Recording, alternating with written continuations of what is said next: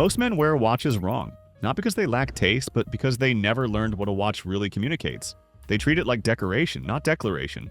They buy the biggest case they can find, throw it on the wrist, and call it confidence. But true style isn't loud. It's measured. It's precise. A watch is the quietest signal of refinement a man can send. It tells the world how he values time, and by extension, how he values himself. I've spent years studying how men over 40 wear time. The mistakes, the details, the difference between those who look composed and those who look like they're still trying to prove something. And in this video, I'll show you exactly how to wear a watch like a true gentleman. From fit, proportion, and material to mindset and presence. We'll go step by step through 10 rules that separate class from clutter, and along the way, I'll share the exact pieces worth owning. Stay until the end because the final one isn't about watches at all. It's about time itself and how a gentleman carries it. Because after 40, your watch shouldn't flash status. It should reflect character. 1. The oversized watch trap. The first mistake most men make is mistaking size for strength. They assume a larger case means more presence, but what it really shows is imbalance. When a dial swallows your wrist, your proportions disappear. The cuff catches, the watch sits awkwardly, and even your posture changes. What was meant to project confidence ends up signaling overcompensation. Here's the truth. Proportion is the foundation of refinement. The average wrist suits a 38 to 42 millimeter case. Smaller wrists, 36 to 38. Larger frames, 42 to 44 maximum. Anything beyond that crosses from masculine into cartoonish. Thickness matters too. A slim case glides neatly beneath a cuff, a bulky diver bumps against your sleeve and ruins the silhouette you built everywhere else. Class isn't heavy, it's precise. If you want balance that reads as confidence without noise, check out the Longines Spirit 39mm. The case sits perfectly centered, the lugs hug the wrist, and the weight feels deliberate instead of dominant. Because the right watch shouldn't announce itself, it should belong there. Part of your movement, not an accessory fighting for attention. Remember, refinement is never about being noticed first. It's about being remembered last. That last one was all about proportion, finding the balance between confidence and control. Once the size fits your wrist, the next mark of refinement is the material that frames it. And that's where we're going next. 2. The metal mismatch. Another mistake a lot of men make is wearing metals that fight each other. A silver watch with a gold ring, a rose gold bezel beside a steel belt buckle, tiny clashes that kill the harmony of an otherwise clean outfit. Most men never think about metal, but in a refined wardrobe, metal is language, and mixed dialects sound sloppy. The rule is simple. Match your metals, manage your tones. If your watch is stainless steel, echo that tone through your belt buckle, cufflinks, or eyewear. If you're wearing gold, let it flow through your details, not compete with them. Consistency is what reads as composure, because when your watch complements your accessories, your entire outfit feels intentional, even if no one can explain why. This doesn't mean you need to be rigid. Warm tones like gold, bronze, and rose pair naturally together. Cool tones, silver, platinum, steel, do the same. The key is commitment. Don't mix families halfway through your fit. If you want a timeless reference point, start with the Tissot Gentleman Powermatic 80 in stainless steel, clean, modern, and balanced, with both casual and formal wear. It's a neutral anchor that makes everything around it look sharper. Because class isn't about adding more, it's about aligning what's already there. That last one was all about cohesion, creating quiet unity between every detail. But even the best metals lose their voice if the strap tells a different story, and that's where we're going next. 3. The strap confusion. A man's strap choice says more than he realizes. Too often, guys treat straps as decoration, swapping between leather, metal, or rubber based purely on color, not context. But the truth is, your strap is the handshake between your outfit and your watch. Get it wrong, and nothing feels coherent. It's simple. Match texture to tone. Leather signals refinement. It pairs with tailoring, polished shoes, and occasions that demand control. Metal bracelets? That's confidence in motion. They work with blazers, denim, and structured casual wear. Rubber or fabric? Only for sport and travel. Comfortable, yes, but never on a dinner wrist. Think of straps like footwear. You wouldn't wear sneakers with a tuxedo, so don't wear a NATO strap with a dress shirt. It's not about being rigid, it's about rhythm, letting every element speak the same language. And one detail separates men who wear watches from men who own them. Rotation. Change your strap with your environment. A dark brown alligator strap in winter, a tan suede in summer. The watch stays the same, but your presentation evolves. If you're upgrading your collection, start with a Hamilton Jazzmaster leather chronograph. Refined lines, interchangeable straps, and a silhouette that bridges work and weekend seamlessly. By the way, everything I mentioned in this video, it's from watches to wardrobe upgrades, is linked below in the description. Now that last one was all about context, knowing when and how to adapt. But even the perfect strap can feel off if the dial itself doesn't match your presence. And that's where we're heading next. 4. The wrist fit rule. You can wear the most beautiful watch in the world, but if it fits wrong, it looks like you borrowed it. Too loose and it flops around like a bracelet. Too tight and it cuts off circulation and screams discomfort. Either way, it ruins the effect. Fit is the first sign of awareness. A man of class doesn't just own nice things, and he maintains control over how they sit on him. And on your wrist, that control comes down to one principle, the one-finger rule. Your watch should sit just below your wrist bone, snug enough to stay in place when you move, but loose enough that a single finger can slide underneath the strap. It should move with you, not against you.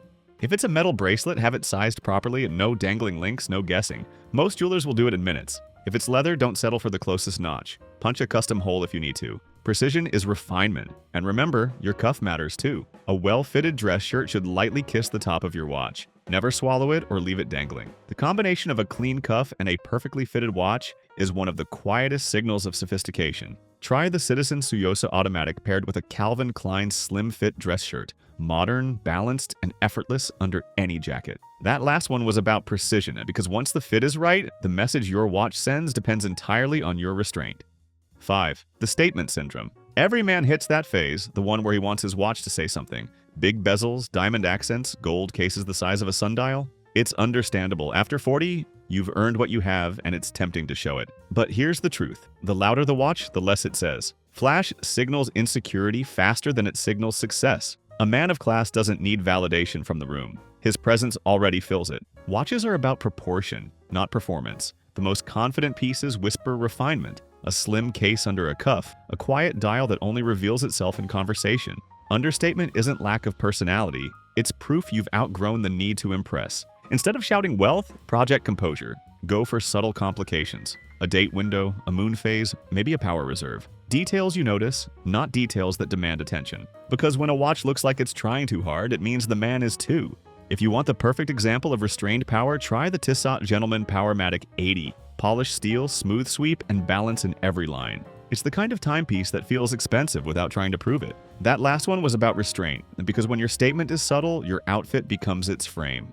6. The style pairing principle. Most men treat their watches like universal tools, one for every outfit, every setting, every mood. But that's not style, that's laziness. You wouldn't wear running shoes with a tuxedo, so why pair a rugged diver with a tailored suit? Every watch has a language, and class comes from knowing when to speak each one. Dress watches are the black tie of timepieces. Slim, clean, and designed to slip under a cuff without effort. They belong with tailoring, formal dinners, and moments where silence carries more power than noise. Diving and field watches, on the other hand, are built for movement. Their bulk, texture, and lume work perfectly with denim, polos, and soft layers, the rhythm of everyday life. The trick is alignment. When your outfit and watch share the same level of formality, everything feels intentional. When they clash, it feels forced, like a great suit ruined by gym socks. A man of class curates harmony, not attention. He knows his watch doesn't need to match his outfit, it needs to belong to it. For a clean, balanced pairing, look to the Nomos Tangente 38mm. Elegant, minimal, and naturally at home under a dress shirt.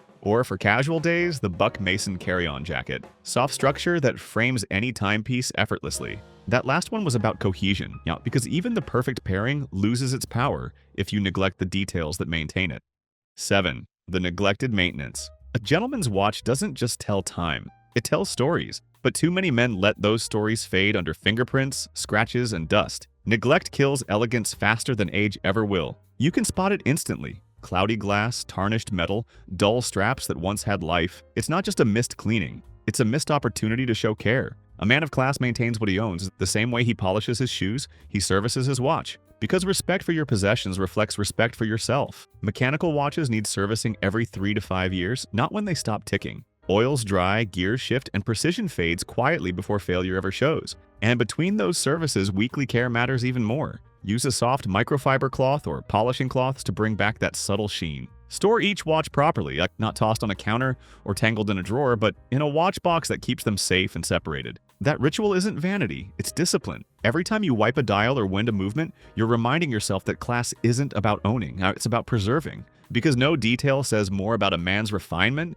than how he maintains what he owns. That last one was about respect, because preservation is the quiet proof of pride. By the way, everything I mentioned in this video, from watches to maintenance tools, is linked below in the description. 8. The layering mistake. A great watch can elevate your entire look or get completely lost because of how you wear it. Most men make one of two mistakes. They either overlayer their wrists or hide their watch entirely. You've seen both extremes. The guy stacking 3 bracelets next to a heavy diver, like he's at a music festival. Or the one who buries a perfect dress watch under a tight shirt cuff, as if it's something to conceal. Both kill the effect. Your watch should peak, not perform. Class is about subtlety, the art of showing just enough. The fix is simple, keep it clean and intentional.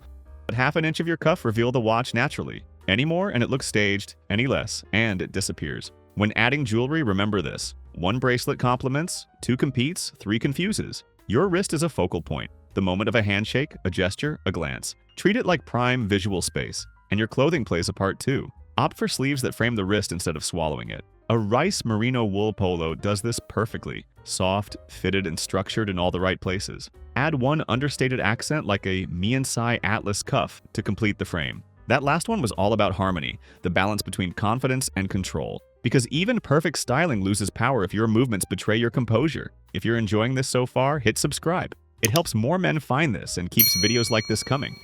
9. The confidence disconnect. A watch doesn't just show time, and it shows temperament. Yet most men wear theirs in a way that reveals nerves instead of confidence. They twist the crown. They tug at the strap. They check it every 30 seconds, as if time might suddenly change in their favor. That nervous motion ruins presence. You could be wearing a $10,000 timepiece, but if you're constantly fiddling with it, you look anxious, not assured. Class isn't measured in price, it's measured in poise. A gentleman treats time with calm respect. He checks his watch when it's necessary, not compulsively.